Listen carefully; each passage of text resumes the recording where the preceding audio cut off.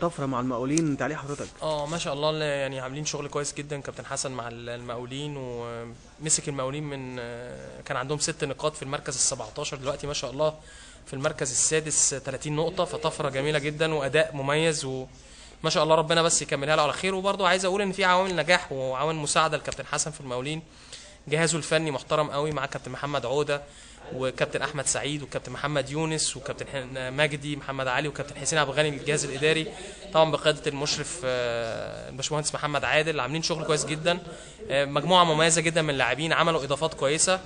والهدف السنه دي يعني ما شاء الله يعني في طفره سريعه، يعني الهدف كان ان هم يعني بيحاولوا يخرجوا من منطقه الهبوط في الاول، ودلوقتي راحوا لحته كويسه في الدوري. فالاتجاه اللي جاي يعني ان شاء الله عندهم الهدف اللي جاي المنافسه على المربع الذهبي او الدخول في مربع الذهبي عشان السنه الجايه يشاركوا في افريقيا. واتمنى ربنا يكرمه كده وماشي بشكل مميز، وهو بيحب نادي المقاولين العرب ممكن جدا. نشوف كابتن حسن شحات تاني ماسك المنتخب المصري؟ مفروض، مش ممكن، ده مفروض، بس الناس مش عارف مزرجنه ليه في اتحاد الكوره. شكرا يا كابتن.